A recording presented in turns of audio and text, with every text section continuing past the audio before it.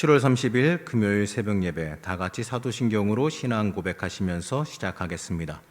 전능하사 천지를 만드신 하나님 아버지를 내가 믿사오며 그 외아들 우리 주 예수 그리스도를 믿사오니 이는 성령으로 잉태하사 동정녀 마리아에게 나시고 본디오 빌라도에게 고난을 받으사 십자가에 못 박혀 죽으시고 장사한 지 사흘 만에 죽은 자 가운데서 다시 살아나시며 하늘에 오르사 전능하신 하나님 우편에 앉아 계시다가 저리로서 산자와 죽은 자를 심판하러 오시리라. 성령을 믿사오며 거룩한 공예와 성도가 서로 교통하는 것과 죄를 사하여 주시는 것과 몸이 다시 사는 것과 영원히 사는 것을 믿사옵나이다.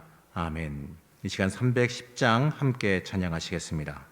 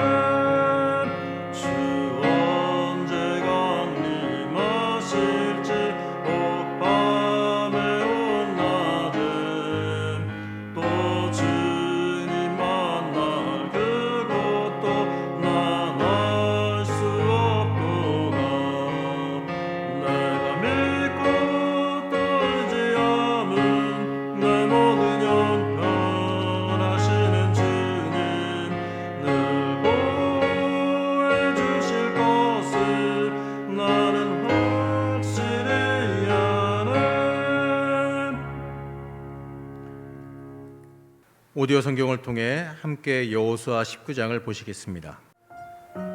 둘째로 시므온 곧 시므온 자손의 지파를 위하여 그들의 가족대로 제비를 뽑았으니 그들의 기업은 유다 자손의 기업 중에서라. 그들이 받은 기업은 브엘세바 곧 세바와 몰라다와 하살 수알과 발라와 에셈과 엘돌랏과 부들과 호르마와 시글락과 벳말가봇과 하살수사와 벳르바옷과 사루헨이니 13성읍이요 또 그 마을들이며 또 아인과 림몬과 에델과 아산이니 4성읍이요 또 그 마을들이며 또 네겝의 라마 곧 바알렛 부엘까지 이 성읍들을 둘러있는 모든 마을들이니 이는 시므온 자손의 지파가 그들의 가족대로 받은 기업이라. 시므온 자손의 이 기업은 유다 자손의 기업 중에서 취하였으니 이는 유다 자손의 분깃이 자기들에게 너무 많으므로 시므온 자손이 자기의 기업을 그들의 기업 중에서 받음이었더라. 셋째로 스불론 자손을 위하여 그들의 가족대로 제비를 뽑았으니 그들의 기업의 경계는 사릿까지이며 서쪽으로 올라가서 마랄라에 이르러 다페셋을 만나 용노암 앞 시내를 만나고 사릿에서부터 동쪽으로 돌아 해 뜨는 쪽을 향하여 기슬롯 다볼의 경계에 이르고 다보라스로 나아가서 야비아로 올라가고 또 거기서부터 동쪽으로 가드 헤베를 지나 엣가신에 이르고 네아까지 연결된 림몬으로 나아가서 북쪽으로 돌아 한나돈에 이르고 입다엘 골짜기에 이르러 끝이 되며 또 갓닷과 나할랄과 시므론과 이달라와 베들레헴이니 모두 12성읍과 그 마을들이라. 스불론 자손이 그들의 가족대로 받은 기업은 이 성읍들과 그 마을들이었더라. 넷째로 이사갈 곧 이사갈 자손을 위하여 그들의 가족대로 제비를 뽑았으니 그들의 지역은 이스라엘과 그슬롯과 수넴과 하바라임과 시온과 아나하랏과 랍빗과 기시온과 에베스와 레멧과 엔간님과 엔하따와 벳파세스이며 그 경계에는 다볼과 사하수마와 벳세메스에 이르고 그 끝은 요단이니 모두 16성읍과 그 마을들이라. 이사갈 자손 지파가 그 가족대로 받은 기업은 이 성읍들과 그 마을들이었더라. 다섯째로 아셀 자손의 지파를 위하여 그 가족대로 제비를 뽑았으니 그들의 지역은 헬갓과 할리와 베덴과 악삽과 알람멜렉과 아맛과 미살이며 그 경계의 서쪽은 갈멜을 만나 시홀 림낫에 이르고 해 뜨는 쪽으로 돌아 벳다곤에 이르며 스불론을 만나고 북쪽으로 입다엘 골짜기를 만나 베게멕과 느이엘에 이르고 갑을 왼쪽으로 나아가서 에브론과 르홉과 함몬과 가나를 지나 큰 시돈까지 이르고 돌아서 라마와 견고한 성읍 두로에 이르고 돌아서 호사에 이르고 악십 지방 곁 바다가 끝이 되며 또 움마와 아벡과 르홉이니 모두 22성읍과 그 마을들이라. 아셀 자손의 지파가 그 가족대로 받은 기업은 이 성읍들과 그 마을들이었더라. 여섯째로 납달리 자손을 위하여 납달리 자손의 가족대로 제비를 뽑았으니 그들의 지역은 헬렙과 사하나님의 상수리 나무에서부터 아담이 네겝과 얌리엘을 지나 라꿈까지요. 그 끝은 요단이며 서쪽으로 돌아 아스노 타볼에 이르고 그곳에서부터 북곡으로 나아가 남쪽은 스불론에 이르고 서쪽은 아셀에 이르며 해 뜨는 쪽은 요단에서 유다에 이르고 그 견고한 성읍들은 시딤과 세르와 함맛과 라갓과 긴네렛과 아다마와 라마와 하솔과 게데스와 에드레이와 엔하솔과 이론과 믹다렐과 호렘과 벳아낫과 벳세메스니 모두 19성읍과 그 마을들이라. 납달리 자손의 지파가 그 가족대로 받은 기업은 이 성읍들과 그 마을들이었더라. 일곱째로 단 자손의 지파를 위하여 그들의 가족대로 제비를 뽑았으니 그들의 기업의 지역은 소라와 에스다올과 이르세메스와 사알라핀과 아얄론과 이들라와 엘론과 딥나와 에그론과 엘드게와 기쁘돈과 바알랏과 여훗과 브네브락과 가들림몬과 메알곤과 락곤과 요빠 맞은편 경계까지라. 그런데 단자손의 경계는 더욱 확장되었으니 이는 단자손이 올라가서 레센과 싸워 그것을 점령하여 칼날로 치고 그것을 차지하여 거기 거주하였습니다. 그들의 조상 단의 이름을 따라서 레셈을 단이라 하였더라. 단자손의 지파가 그에 딸린 가족대로 받은 기업은 이 성읍들과 그들의 마을들이었더라. 이스라엘 자손이 그들의 경계를 따라서 기업의 땅 나누기를 마치고 자기들 중에서 눈의 아들 여호수아에게 기업을 주었으니 곧 여호와의 명령대로 여호수아가 요구한 성읍 에브라임 산지 딥낫세라를 주매 여호수아가 그 성읍을 건설하고 거기 거주하였더라. 제사장 엘르아살과 눈의 아들 여호수아와 이스라엘 자손의 지파의 족장들이 실로에 있는 회막 문 여호와 앞에서 제비 뽑아 나눈 기업이 이러하니라. 이에 땅 나누는 일을 마쳤더라. 오늘 하루의 시작을 하나님 앞에 나와서 하나님께 우선순위를 드리는 성도님들의 삶이 하나님의 능력으로 충만하시기를 먼저 축복합니다. 오늘 함께 읽은 여호수아 19장은 실질적인 이 땅 분배가 완료되어지는 장입니다. 이후에 남은 일은요, 레위 지파의 성읍을 설정해주고 도피성을 건설하고 종교 공동체적인 삶을 구성하기 위한 일만 남았습니다. 자, 19장의 구조를 보게 되면 시므온, 스불론, 이사갈, 아셀, 납달리, 단 지파 순으로 분배된 기업의 경계를 소개하고 여호수아에게 기업으로 이 딥낫세라 성읍이 주어지고 땅 분배를 완료를 선언하는 것으로 구성되어져 있습니다. 자, 이번 19장을 끝으로 12지파에게 공평하게 땅이 분배되었습니다. 비록 이스라엘은요, 불신과 불순종으로 하나님의 명령을 거역하였을지라도 하나님은 약속대로 각 지파에게 공정하게 기업을 분배하셨습니다. 자, 이 사실은요, 우리에게 어떻게 보게 되면 또 다른 큰 위로로도 다가옵니다. 날마다 우리의 연약함으로 인하여서 또는 악한 욕심 때문에 이 범죄하며 살아가는 우리에게 큰 위로가 되어줍니다. 자, 우리에게 아무런 공로가 없을지라도 구약 이스라엘에게 골고루 땅을 분배하신 하나님이 우리에게도 하나님의 공의로 우리의 갈 길을, 우리의 기업을 예비해 놓으셨기 때문입니다. 그렇기 때문에 우리는 항상 하나님께 감사할 수 있어야 되며 하나님의 길에 서 있기 위해서 노력할 수 있어야 합니다. 자, 나머지 6지파의 기업 분배 이야기 중에서 유독 주목해야 되는 2지파가 있는데 바로 시므온 지파와 단 지파입니다. 자, 먼저 시므온 지파의 기업을 보게 되면 새로운 땅을 분배받은 것이 아니라 유다 지파의 기업 가운데에서 남부 지역을 중심으로 18개의 성읍과 촌락을 할당받습니다. 자, 유다 지파가 이스라엘 가운데 가장 큰 지파이긴 했으나 76,500명이 거주하기에는 너무 큰 기업을 차지하고 있었기 때문에 그렇습니다. 자, 그리고 이 시므온 지파가 유다 지파에서 일부 성읍을 할당받아도 될 만큼 인구가 22,000명으로 매우 적었기 때문에 그렇습니다. 자, 그 이유가 뭐냐면 광야에서 생활할 때 이 시므온 지파의 시므리가 바알보올 사건의 주모자가 되어 범죄함으로 인하여서 이 시므온 지파 사람들이 많은 죽임을 당했기 때문에 그렇습니다. 그 범죄의 결과로 전염병이 퍼져서 죽은 사람 숫자만 24,000명이었는데 그 사람들의 대부분이 이 시므온 지파였기 때문에 그렇습니다. 그래서 결국 시므온 지파는 유다 지파 지경에 흩어져 살면서 유다 지파를 도와 공생하는 지파가 되어져 버렸습니다. 자, 이처럼요, 하나님 앞에 불순종, 하나님 앞에 하나님을 대적하는 것이 얼마나 미련한 것인지를 우리가 보게 되지요.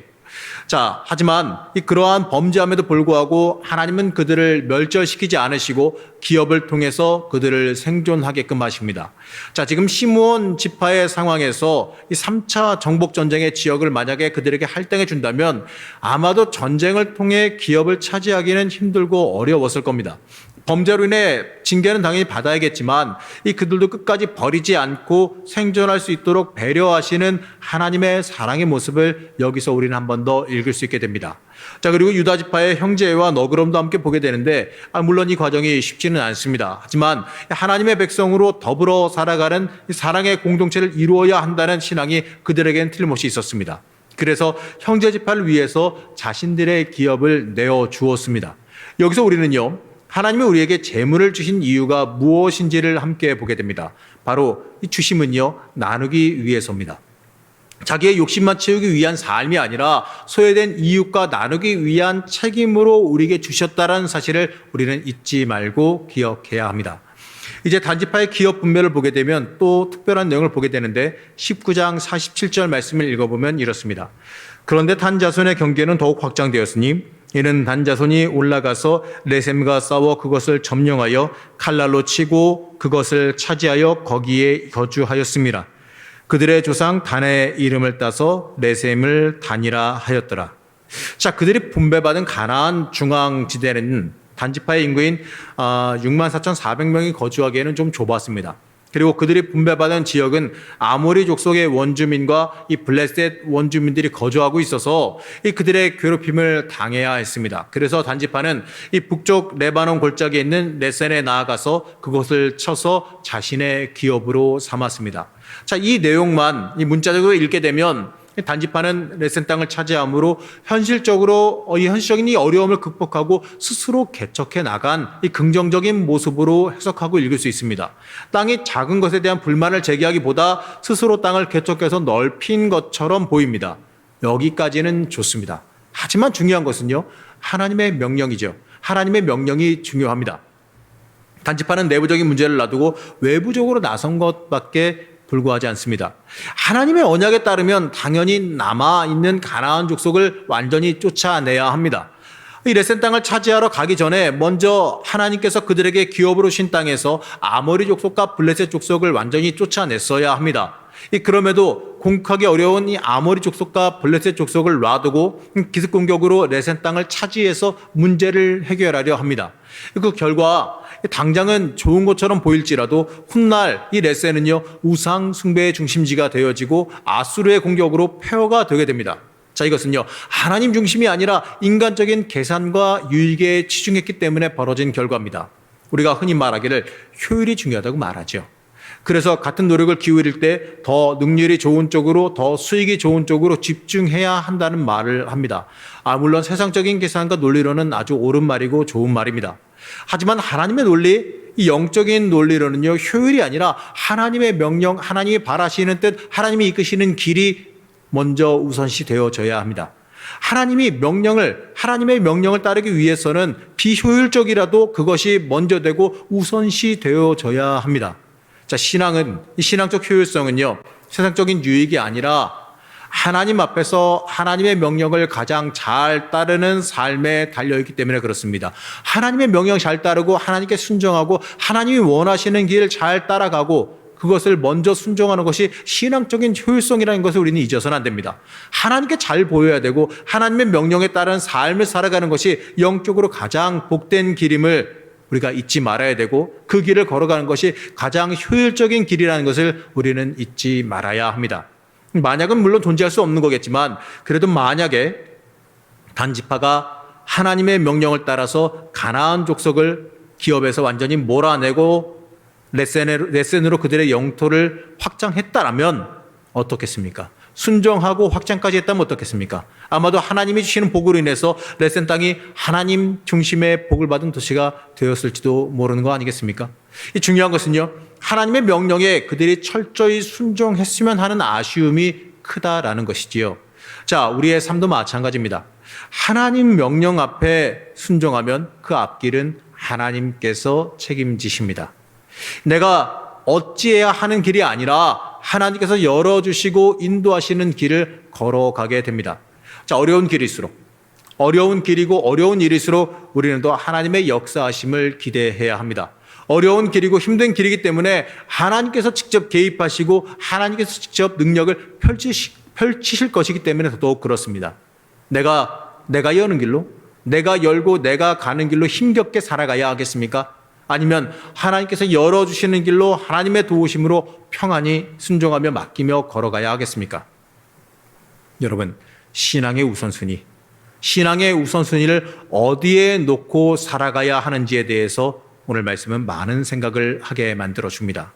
과연 나는 신앙의 우선순위를 하나님의 명령 앞에 놓고 하나님의 명령 앞에 놓고 살아가고 있는지를 한번 스스로 점검해 보시고 돌아보시기 바랍니다. 우리에게 중요한 것은요, 세상의 유익의 우선순위가 아니라 세상적인 능률과 세상적인 유익이 아니라 하나님 앞에 우리가 얼마나 순종하고 있느냐, 얼마나 우선순위를 하나님께 놓고 살아가고 있느냐, 바로 여기에 있습니다. 신앙의 능률은 바로 여기에 있다는 것을 잊지 마시고 영적인 능률, 신앙의 능률로 이 땅에서 승리하며 살아가시는 주의 자녀들 되시기를 이 시간 간절히 축복합니다. 잠시 기도하겠습니다. 우리의 주인 되시는 하나님, 우리가 살아가는 삶이 하나님 중심의 삶이 되기를 원합니다. 내 생각과 내 뜻이 우선되는 것이 아니라 하나님의 뜻과 인도하심이 삶의 우선이 되게 하여 주시옵소서. 신앙의 우선순위를 바로 세워 참된 복을 받는 주의 자녀들이 되게 하여 주시옵소서. 오늘도 기도할 때에 우리의 심령이 하나님 중심으로 온전히 서게 하시기를 원하오며 예수 그리스도 이름으로 간절히 기도드렸습니다. 아멘. 하늘에 계신 우리 아버지여, 이름이 거룩히 여김을 받으시오며 나라에 임하옵시며 뜻이 하늘에서 이룬 것 같이 땅에서도 이루어지이다. 오늘날 우리에게 일용할 양식을 주옵시고 우리가 우리에게 죄지은 자를 사하여 준 것 같이 우리 죄를 사하여 주옵시고 우리를 시험에 들게 하지 마옵시고 다만 악에서 구하옵소서. 대개 나라와 권세와 영광이 아버지께 영원히 있사옵나이다. 아멘.